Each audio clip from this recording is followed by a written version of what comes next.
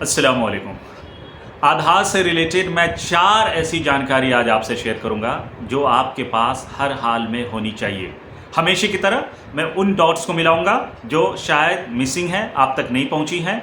तो पहली बात जो आधार से रिलेटेड आपको ख्याल रखना है, चेक करना है कि क्या आपने ऐसा किया है, वो ये है कि अगर आपके परिवार का कोई व्यक्ति अब इस दुनिया में नहीं है, गुजर चुके हैं, डेथ हो गया है, इंतकाल हो गया है, तो उनके डेथ की आप आधार के ऑफिशियल पोर्टल पे जाके रिपोर्ट ज़रूर कर दें। क्यों कर दें? ताकि उनका जो आधार बना हुआ था उसका फ्यूचर में कोई मिसयूज़ नहीं होगा, यानी आप इत्मीनान हो जाएंगे।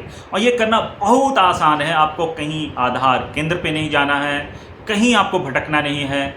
ऑफिशियल पोर्टल पे जाएं या मोबाइल में एम आधार जो ऑफिशियल जो ऐप है उसको आप डाउनलोड कर लें, वहाँ आप लॉगिन कर लें। और लॉगिन करने के बाद वहाँ एक ऑप्शन आएगा report death of a family member, उसको आप सिलेक्ट करें।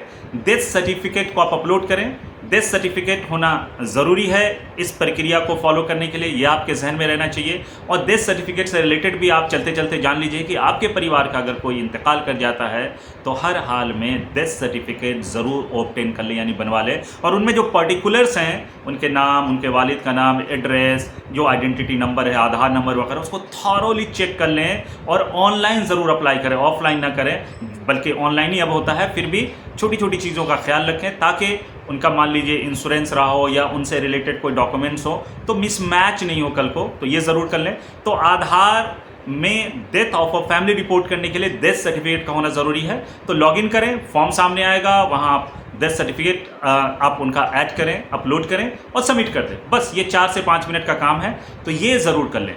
दूसरी बात, आपके जहन में हमेशा एक कन्फ्यूज़न बना रहता है कि आधार कार्ड अगर कहीं मांगा जाएगा तो कौन सा फॉर्मेट जो है वो एक्सेप्टेड है। जैसे मोहल्ले में 40-50 रुपए में आपने देखा होगा कि फ़ोटोकॉपी वाले बना देते हैं इस तरह का, ये आप लेके चल रहे होते हैं इस गुमान में कि ये एक्सेप्टेड होगा, और जगह जगह ये हो भी जाते हैं। कई बार ऑफिसर ले लेते हैं, बखेड़ा खड़ा नहीं करते हैं वो, और उसी बात को आप हमेशा कोट करते रहते हैं जगह जगह कि नहीं जी मैं तो वहाँ गया था, मेरा यही वाला कार्ड एक्सेप्ट हुआ। तो ये एक जहन में आपके है। एक गवर्नमेंट भी पीवीसी कार्ड अब देती है, ऑनलाइन इसको आप अप्लाई करते हैं और डायरेक्ट घर तक आता है। ये गवर्नमेंट वाला है, ये प्राइवेट वाला है। इसके अलावा आपको याद होगा पहले जब आप आधार बनाते थे तो ये आधार लेटर कहलाता है, इसको आधार कार्ड नहीं आधार लेटर बोलते हैं, ये भी आपके पास होगा। चौथी चीज़ क्या है कि मोबाइल का ऐप भी होता है, उसको भी आप ओपन कर सकते हैं और दिखा सकते हैं। और पांचवी चीज़ ये है कि ऑफिशियल आधार की वेबसाइट से आप पीडीएफ भी डाउनलोड कर सकते हैं जो कि पासवर्ड प्रोटेक्टेड होता है।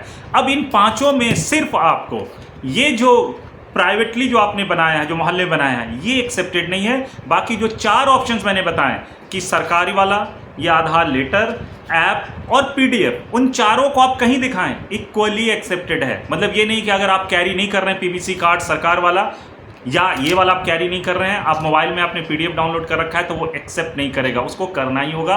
गवर्नमेंट लगातार एडवर्टाइजमेंट के जरिए एजुकेट कर रही है कि चारों इक्वली मतलब बराबर रूप से एक्सेप्टेड है। तो ये 2 अहम बात आप तक पहुंच गई, कंफ्यूजन आपका दूर हो गया होगा।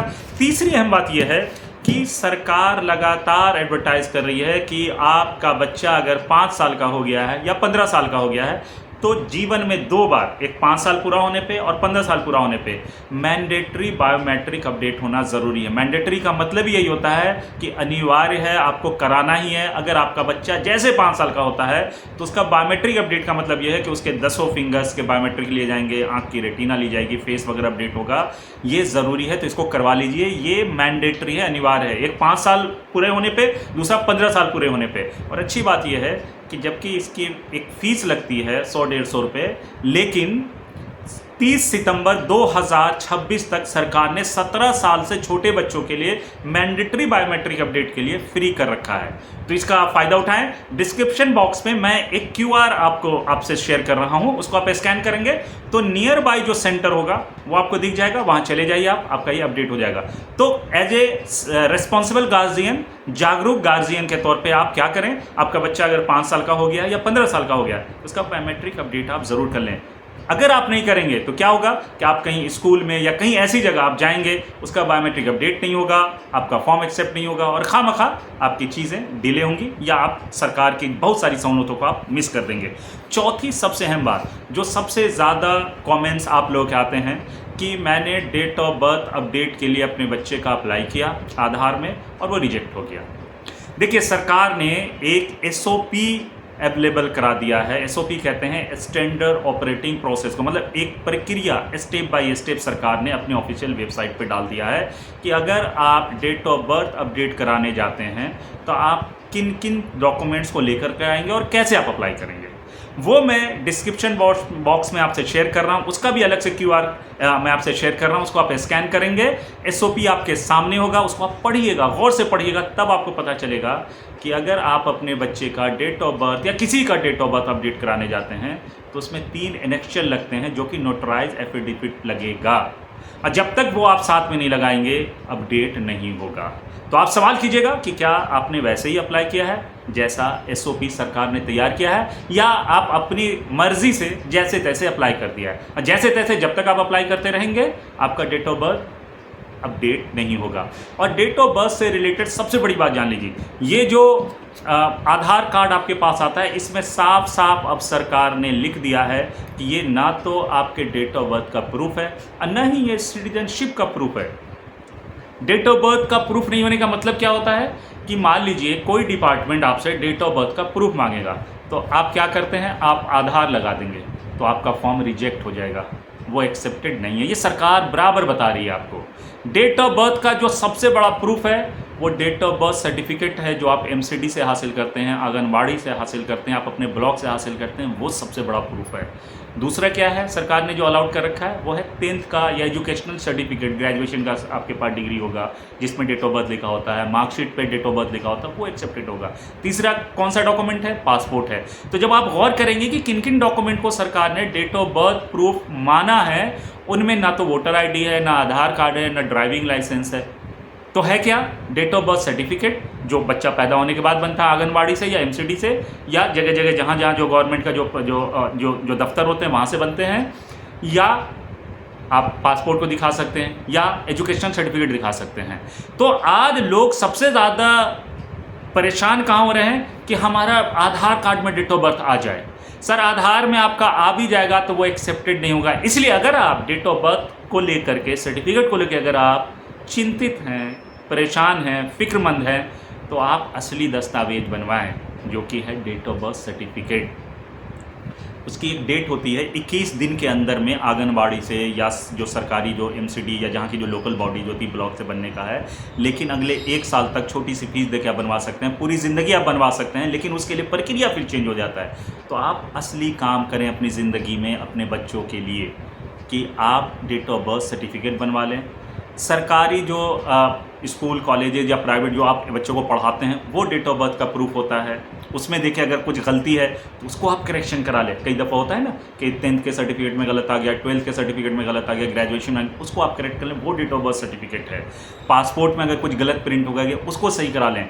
आप कहाँ भटक रहे हैं, आप आधार कार्ड में आप डालने की कोशिश कर रहे हैं। इसलिए सरकार ने सिर्फ एक मौका देती है कि अगर गलती से गलत डेट ऑफ बर्थ आ गया आधार में, जो आपके सर्टिफिकेट में कुछ और है या डेट ऑफ बर्थ सर्टिफिकेट कुछ और है बट आधार में कुछ आ गया है, तो कहती है कि आप एक फॉर्मेट है, एसओपी है, उसको फॉलो कीजिए, सबमिट कीजिए, हम अपडेट कर देंगे।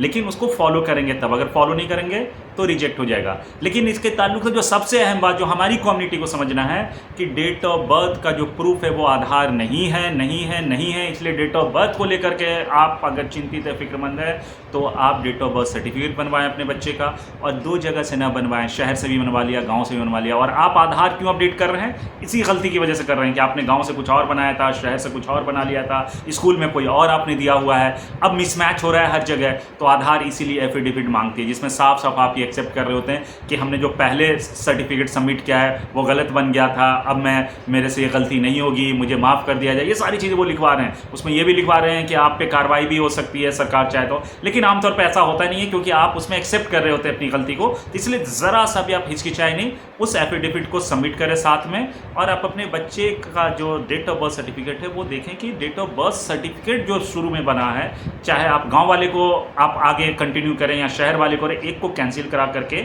जिसको आप कंटिन्यू करना चाहते हैं उसके हिसाब से आप तमाम डॉक्यूमेंट्स में अपडेट कराएं, आधार वगैरह हर जगह। ना कि आप आधार में आपने अपडेट करवा लिया, आप आधार के बेस पे आप जगह जगह अपडेट करा रहे हैं। मतलब उल्टी गंगा ना बहाएं, आप जागरूक बनिए। और मेरा मकसद यही है वीडियो बनाने का कि आपको मैं इतना जागरूक कर दूं, इतना एजुकेट कर दूं कि इंशाल्लाह आने वाले कल में हम इस दुनिया में रह न रहें, हमारे बच्चों के साथ परेशानी नहीं होनी चाहिए। बस आपको करना क्या है, हमारे चैनल को आप लाइक, सब्सक्राइब, फॉलो ज़रूर कर लीजिए ताकि ऐसी तमाम जानकारी आप तक पहुंचती रहेगी। मैं आपको पॉलिटिकली भी अवेयर करूंगा, डॉक्यूमेंट्स से रिलेटेड भी अवेयर करूंगा, दीन से ताल्लुक़ से भी मैं बातें बताऊंगा और छोटी छोटी चीज़ें जो रोज़मर्रा की ज़िंदगी में हेल्थ से रिलेटेड वो भी मैं आपको बताता रहूँगा। बस आप हमारे चैनल को फॉलो करते रहिए और मुझे दुआ से नवाजते रहिए। अस्सलामु अलैकुम, जज़ाकल्लाह खैर।